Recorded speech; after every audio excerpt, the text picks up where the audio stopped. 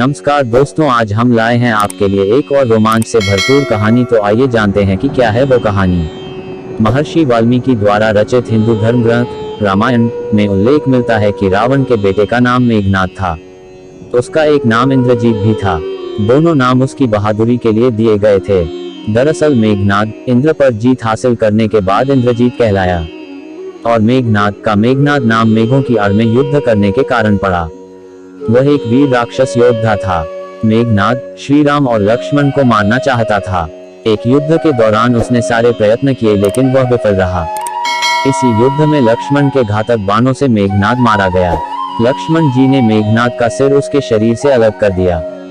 उसका सिर श्री राम के आगे रखा गया। उसे वानर और रीछ देखने लगे। तब श्री राम ने कहा, इसके सिर को संभाल कर रखो। दरअसल श्री राम मेघनाद की मृत्यु की सूचना मेघनाद की पत्नी सुलोचना को देना चाहते थे। उन्होंने मेघनाद की एक भुजा को बाण के द्वारा मेघनाद के महल में पहुंचा दिया।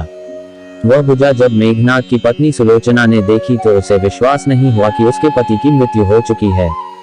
उसने भुजा से कहा, अगर तुम वास्तव में मेघनाद की भुजा हो तो मेरी दुविधा को लिखकर दूर करो।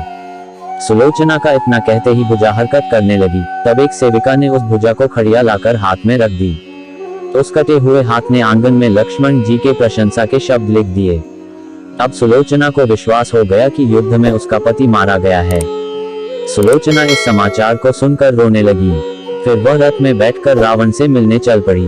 रावण को सुलोचना ने मेघनाद का कटा हुआ हाथ दिखाया और अपने पति का सिर मांगा। सुलोचना रावण से बोली कि अब मैं एक पल भी जीवित नहीं रहना चाहती, मैं पति के साथ ही सती होना चाहती हूँ। तब रावण ने कहा, पुत्री 4 घड़ी प्रतीक्षा करो, मैं मेघनाद का सिर शत्रु के सिर के साथ लेकर आता हूँ। लेकिन सुलोचना को रावण की बात पर विश्वास नहीं हुआ। तब सुलोचना मंदोदरी के पास गई। तब मंदोदरी ने कहा, तुम राम के पास जाओ, वह बहुत दयालु हैं। सुलोचना जब राम के पास पहुंची तो उसका परिचय विभीषण ने करवाया। सुलोचना ने राम से कहा, हे राम, मैं आपकी शरण में आई हूँ। मेरे पति का सिर मुझे लौटा दें ताकि मैं सती हो सकूं। राम सुलोचना की दशा देखकर दुखी हो गए। उन्होंने कहा कि मैं तुम्हारे पति को अभी जीवित कर देता हूँ। इस बीच उसने अपनी आप बीती भी सुनाई। सुलोचना ने कहा कि मैं नहीं चाहती कि मेरे पति जीवित होकर संसार के कष्टों को भोगें। मेरे लिए सौभाग्य की बात है कि आपके दर्शन हो गए। मेरा जन्म सार्थक हो गया। अब जीवित रहने की कोई इच्छा नहीं।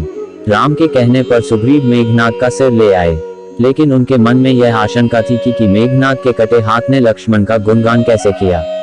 सुग्रीव से रहा नहीं गया और उन्होंने कहा, मैं सुलोचना की बात को तभी सच मानूंगा जब यह नरमुंड हंसेगा। सुलोचना के सतीत्व की यह बहुत बड़ी परीक्षा थी। उसने कटे हुए सिर से कहा, हे स्वामी, जल्दी हंसिए, वरना आपके हाथ ने जो लिखा है उसे ये सब सत्य नहीं मानेंगे। इतना सुनते ही मेघनाद का कटा सिर जोर जोर से हंसने लगा।